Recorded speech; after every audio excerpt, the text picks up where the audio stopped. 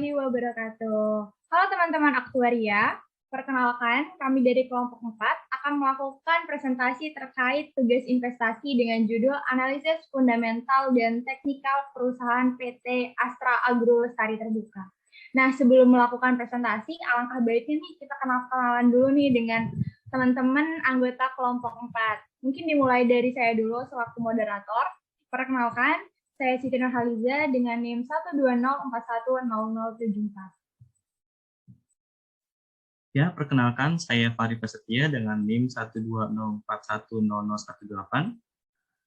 Saya Syifa Alicia Zahra dengan NIM 120410079. Oke, saya Gabriel Kamoranesa Simarmata, NIM 120410046.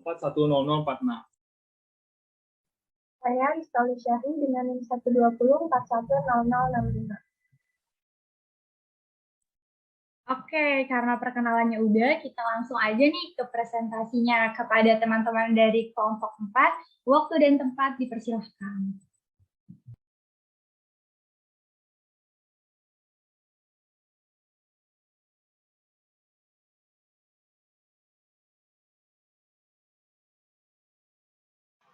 Analisis fundamental dan teknikal perusahaan PT Astra Agro Lestari Tbk.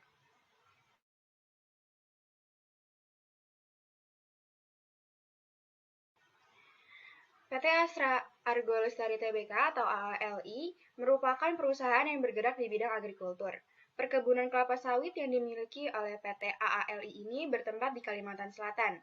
PT Astra Agro Lestari Tbk atau AALI merupakan anak usaha dari PT Astra Internasional Tbk atau AASI. Dengan kantor pusatnya berlokasi di Jalan Pulau Ayam Raya, Blok OR1, kawasan industri Pulau Gadung, Jakarta Timur, DKI Jakarta.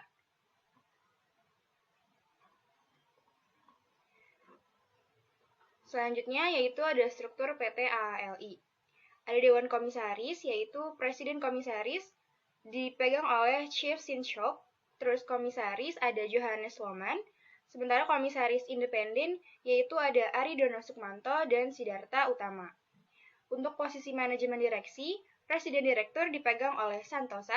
Untuk Direktur yang pertama ada Rujito Purnomo, yang kedua ada M. Hadi Sugeng Wahyudiono, yang ketiga ada Mario C.S. Gultom, yang keempat ada Said Fakhrulazi, yang kelima ada Niko Tahir, yang keenam ada Eko Prasetya Wibisono. Selanjutnya yaitu analisis fundamental.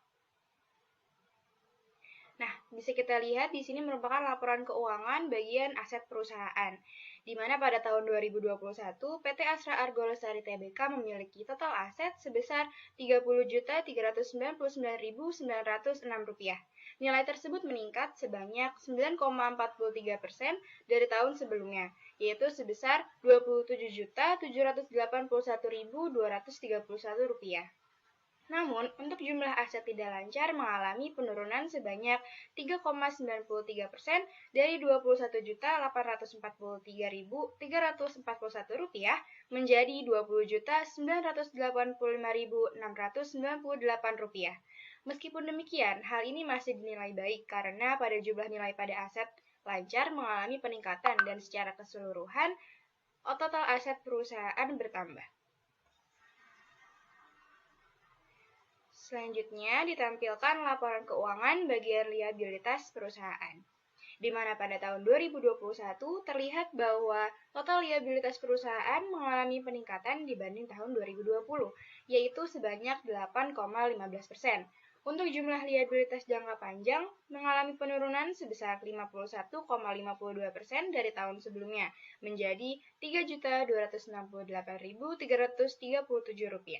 Meskipun demikian, hal tersebut dinilai masih kurang baik karena total keseluruhan kewajiban atau liabilitas yang harus dibayarkan perusahaan tetap mengalami peningkatan dari tahun sebelumnya.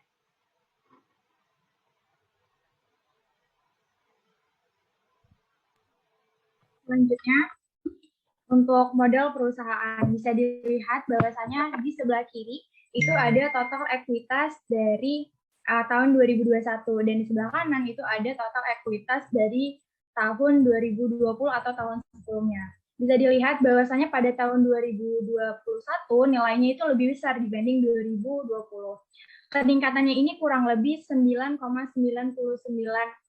Artinya, di sini menandakan bahwa terjadi peningkatan kemampuan perusahaan untuk mengembangkan kemampuan perusahaannya.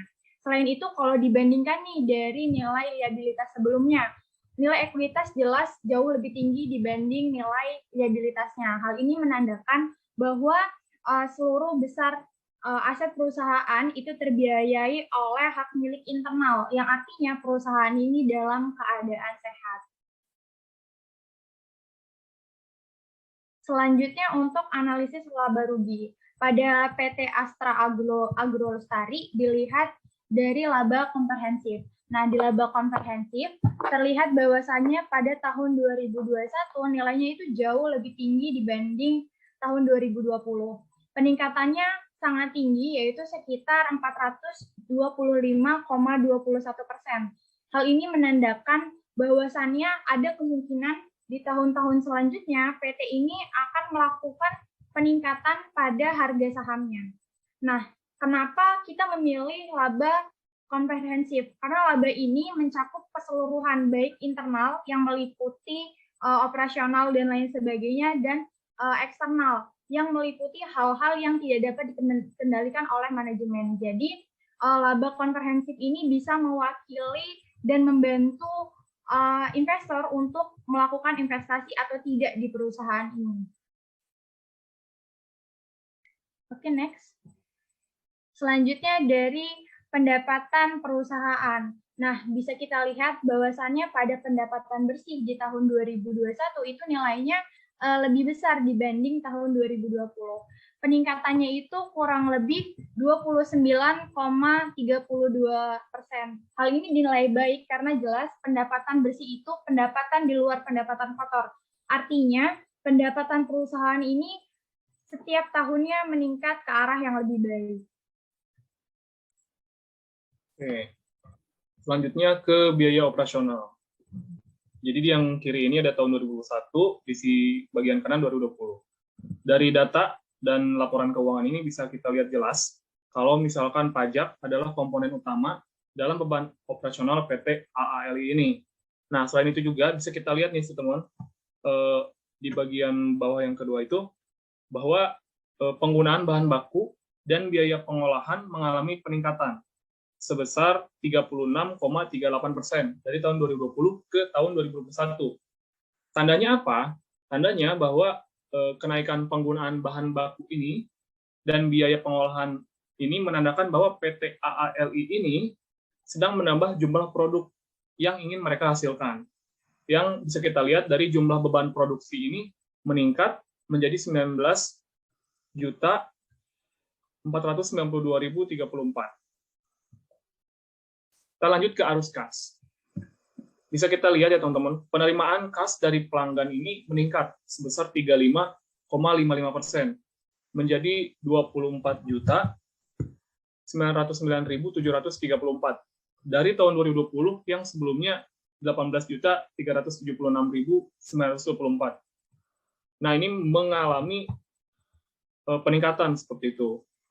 Tetapi untuk pembayaran beban operasional yang lainnya terjadi penurunan sebesar 77,58% menjadi Rp227.443. Sehingga terjadi peningkatan kas yang dihasilkan dari aktivitas operasional yang sebelumnya adalah 2.322.164 dari tahun 2020 menjadi meningkat ke tahun 2021 yaitu Rp4.895.119. Nah, intinya apa sih dari yang kita dapat dari laporan keuangan ini?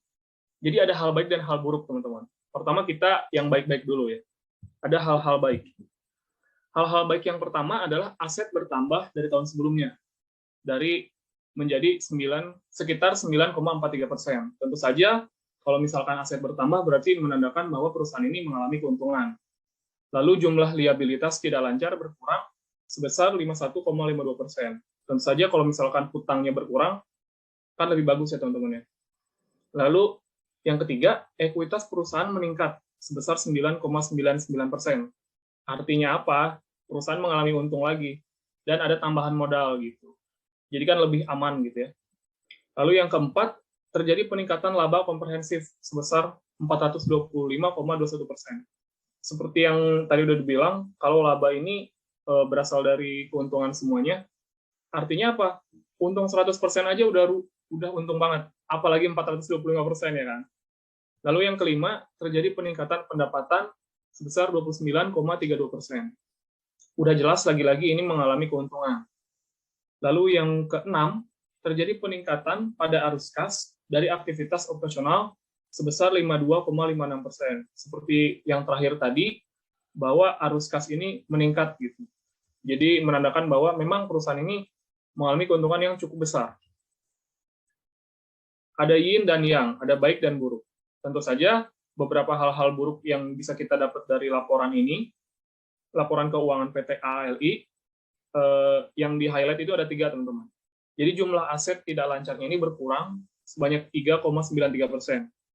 Lalu total kewajiban perusahaan bertambah 8,15% dari tahun 2020 ke 2021. Lalu terjadi peningkatan pembayaran pada pemasok dan karyawan sebesar 21,29%.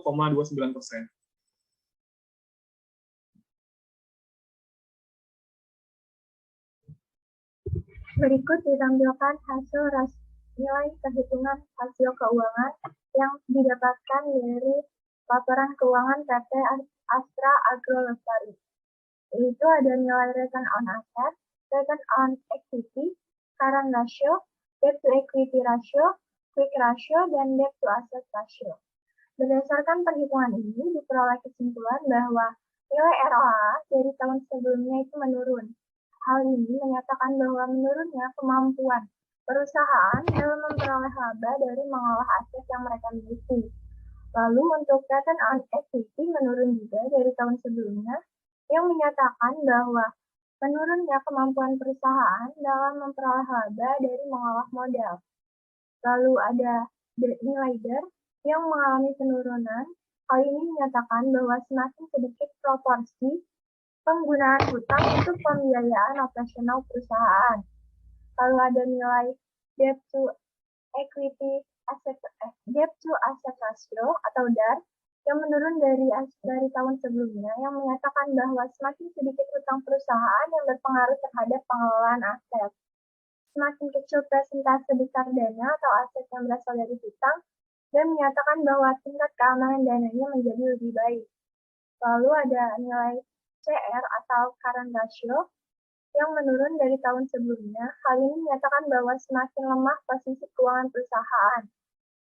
Dan nilai CR lebih dari 1 mengindikasikan bahwa aset lancar perusahaan mampu menutupi kewajiban jangka pendeknya. Lalu ada nilai QR atau quick ratio yang menurun dari tahun sebelumnya, yang menyatakan bahwa menurunnya kemampuan perusahaan untuk memenuhi kewajiban jangka pendeknya.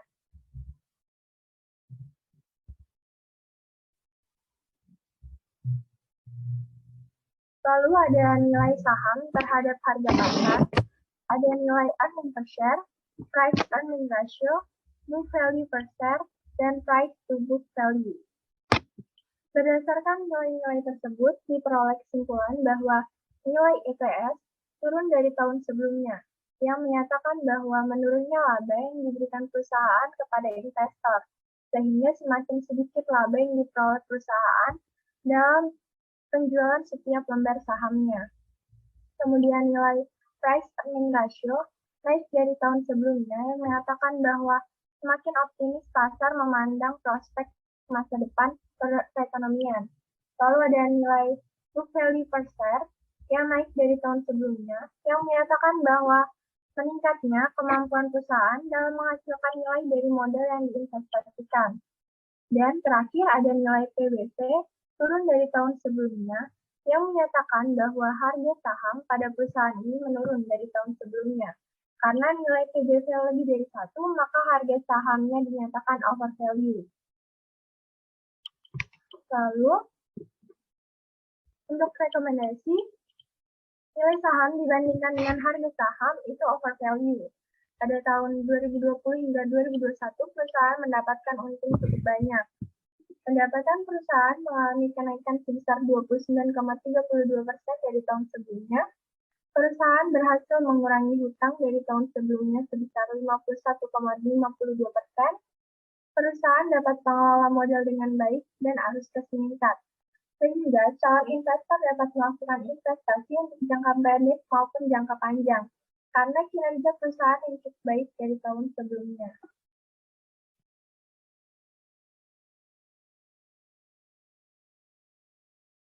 Baiklah, sebelumnya telah dijelaskan analisis terkait dengan fundamentalnya untuk PT Astra Argo Lestari. Nah, selanjutnya ada analisis teknikal, di mana analisis teknikal ini yaitu untuk mengamati pola-pola seperti data pasar, harga pasar, dan volume transaksi pasar. Nah, adapun juga dapat digunakan untuk melihat tren atau pola harga yang terjadi.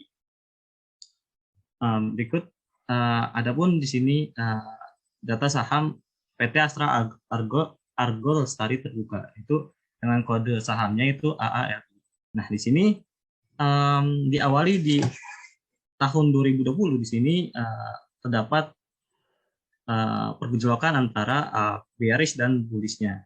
Di sini dapat dilihat sebelum tahun 2020, di sini terdapat candlestick jenis doji. Di sini menandakan bahwa pasar terjadi keraguan antara apakah ingin membeli ataukah menjual di periode tersebut. Nah, akhirnya di tahun awal 2020 di sini nampak bahwa di sini terdapat bearish yang cukup drastis gitu ya, dari tahun 2020, di awal tahun 2020 mungkin di sini sampai bulan Maret gitu ya. Di sini menandakan mungkin juga terjadi karena adanya dampak pandemi COVID-19 gitu ya. Di sini menandakan bahwa PT Astra Argo Lestari terbuka ini mengalami penurunan harga saham karena terdampak oleh pandemi COVID-19. Akibatnya harga saham yang ada di Astra Argo Lestari ini menurun sangat drastis gitu ya. Dari awal mungkin harganya 14.000 di atas sampai dengan terendahnya itu sekitar 5.500 gitu ya. Nah, di sini juga banyak terjadi doji gitu ya, short candle, atau mungkin di sini hanya terjadi long candle itu hanya beberapa kali saja. Hal ini karena menandakan Astra Argo Lestari ini dia masih belum stabil, di mana sebelumnya dia telah terjadi bearish yang sangat drastis di awal tahun 2020. Namun di sini menandakan walaupun dia terjadi banyak doji gitu ya, jenisnya doji, namun dia lebih cenderung ke arah naik setelah dia terjadi penurunan secara drastis di awal tahun 2020. Oke, mungkin selanjutnya. Nah, di sini pun ada perusahaan saingan dari PT Astra Argo Lestari. Di sini ada PT Smart Terbuka, yaitu dengan kode sahamnya itu SMAR. Nah, Smart Terbuka ini dia diawali di tahun 2020, dia hampir sama seperti Astra Argo Lestari, namun dia lebih terdampaknya di awal bulan Maret gitu ya. Jadi terdampak oleh pandemi COVID-19. Di awal tahun 2020 dia belum terlalu signifikan penurunannya. Nah, di sini banyak terjadi naik dan turunnya dari saham Smart Terbuka. Di sini dapat dilihat di pertengahan di periode dari awal mungkin Mei gitu ya, Mei sampai dengan September, jadi banyak kenaikan dan turunan gitu ya, penurunan. Hal ini menandakan bahwa Smart Terbuka ini dia sering terjadinya pembagian dividen gitu ya. Hal ini menandakan bahwa Smart Terbuka ini dia sering membagikan kepada pemegang sahamnya gitu, sering membagikan dividen pemegang sahamnya. Selanjutnya di akhir tahun 2020 dia lebih cenderung naik. Hal ini menandakan bahwa Smart Terbuka lebih sudah mulai berkembang dari awal tahun 2020. Oke, mungkin selanjutnya. Selanjutnya ada PT persaingan kedua dari AARI, yaitu PT London Sumatera Indonesia Terbuka, yaitu dengan kode nama LSIP. Nah, di LSIP ini dia lebih cenderung ke arah turun gitu ya di awal tahun 2020, dari awal tahun 2020 sampai di sini dapat kita lihat sampai dengan pertengahan Maret gitu ya. Hal ini sama seperti perusahaan-perusahaan sebelumnya, karena PT Lanjut Sumatera Indonesia ini hampir sama seperti Astra Agrostari, dia lebih cenderung produksi perkebunan gitu ya. Karena adanya pandemi COVID-19, maka di awal tahun 2020 banyak terjadinya penurunan harga saham karena produksi yang kurang maksimal gitu ya. Nah, di sini bahkan dia di LSIP ini dia harga terendahnya dia bahkan hampir mencapai harga di 560 di penutupannya. Di awalnya dia pernah mencapai harga 1.450. Itu sebelum dan sesudah penurunan yang drastis dari tahun 2020. Nah, di sini dapat kita lihat banyak sekali perubahan antara adanya kenaikan, adanya juga penurunan. Di sini menandakan bahwa PT Lanjut Sumatera Indonesia ini dia sering sekali aktif untuk memberikan dividen kepada pemegang sahamnya. Hal ini dapat digunakan untuk para investor-investor baru untuk saling menguatkan untuk menaikkan harga saham si PT Lanjut Sumatera Indonesia ini. Karena di sini dapat kita lihat bahwa banyak sekali dia antara pertengkaran antara bearish dan bullish di sini dia menghasilkan turun maupun juga naiknya gitu. Namun di sini lebih cenderung ke arah turunnya. Namun dengan seiringnya waktu dari PT Lanjut Sumatera Indonesia ini dia trennya lebih ke arah ke naik gitu ya di akhir tahun 2021. Nah, selanjutnya bisa mungkin next. Nah, selanjutnya ada juga PT Sawit Sumber Mas Sarana Terbuka dengan kode sahamnya itu SSMS. Nah, di Sawit Sumber Mas Sarana Terbuka ini kurang lebih itu dia mungkin sama seperti sebelumnya, namun dia lebih ke arah PT London Terbuka gitu ya. Dia sering sekali melakukan pembagian saham kepada pemegang sahamnya gitu, pembagian dividen gitu ya. Karena di sini banyak sekali perubahan antara si perharinya gitu. Menandakan hal ini dia banyak sekali perubahan antara short candle, doji jenis dojinya gitu ya. Di sini juga banyak sekali terjadi long candle di mana lebih cenderung long candle-nya itu lebih ke arah bullish-nya gitu ya. Hal ini menandakan SSMS-nya ini dia seringkali mendapat harga penutupan yang lebih tinggi daripada harga pembukaannya. Di mana di sini dapat kita lihat juga di awal bulan Maret gitu ya. Di yang sini gitu. Sini dia lebih dapat apa ya? Jaraknya itu lumayan jauh antara pembukaan ke penutupan gitu ya. Terus juga di sini di akhir tahun 2021 dia banyak sekali terjadi long candle gitu ya. Di sini dia awalnya ada terjadi penurunan, namun lama-kelamaan dia bisa naik sampai dengan drastis gitu ya. Karena di sini dia awalnya dia terjadi pemberontakan antara bearish dan bullish, dan di sini juga ada doji gitu ya, di mana apabila terjadi keraguan di dalam pasar tersebut ya, dan juga terjadi tengkaran antara bearish dan bullish, kemungkinan dia awalnya akan turun. Namun itulah strategi para pemegang saham yang dapat digunakan apabila saham awalnya turun, namun di sebelumnya terjadi tengkaran antara bullish dan bullish dan terdapat doji, ada kemungkinan saham tersebut akan naik sangat-sangat drastis ya. Hal ini dapat dilihat juga di saham SSMS ini. Mungkin bisa next.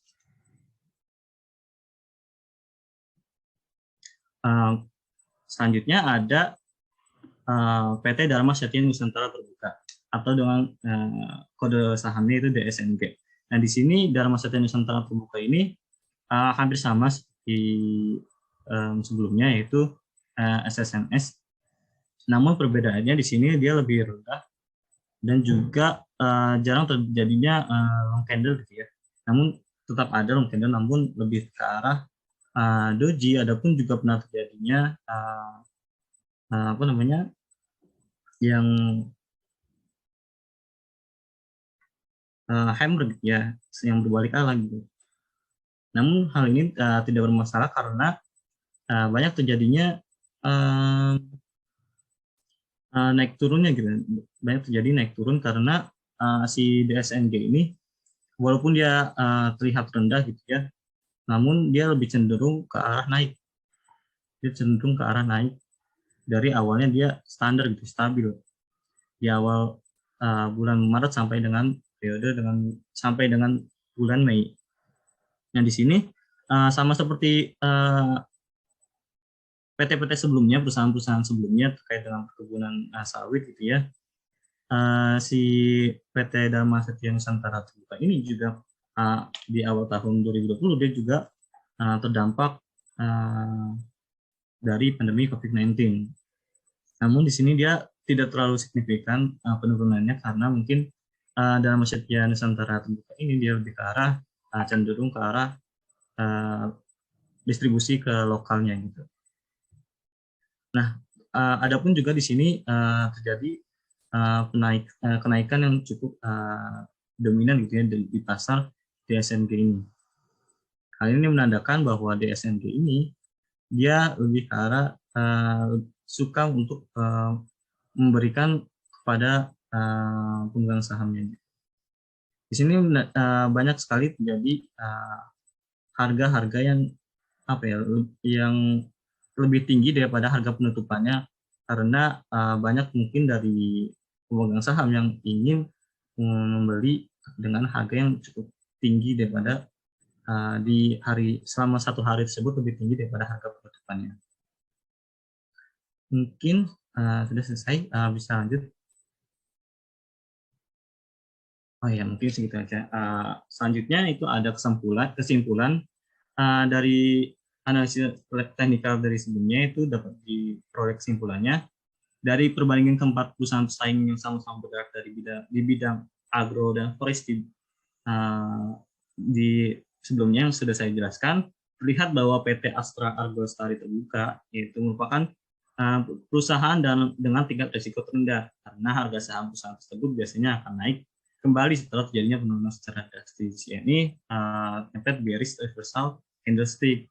Nah, meskipun awal mula harga saham PT Astra Agrolestari Terbuka anjlok, namun seiring berjalannya waktu, harga saham akan berbalik naik karena dari si bearish reversal candlestick ini dia awalnya akan turun secara drastis, namun diawali dengan pertarungan antara bearish dan bullish-nya juga dapat doji-nya.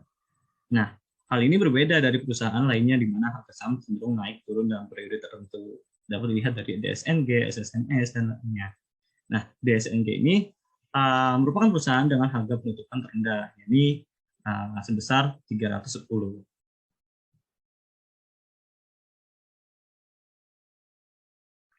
Oke, karena udah selesai, mungkin kita tutup aja ya. Tapi sebelum ditutup, ada kutipan nih dari kelompok 4 buat teman-teman investasi. Aku bacain aja ya.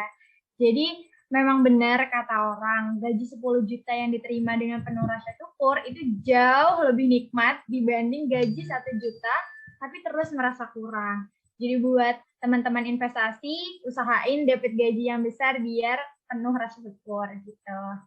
Oke, mungkin aku akhiri aja. Wassalamualaikum warahmatullahi wabarakatuh. See you teman-teman.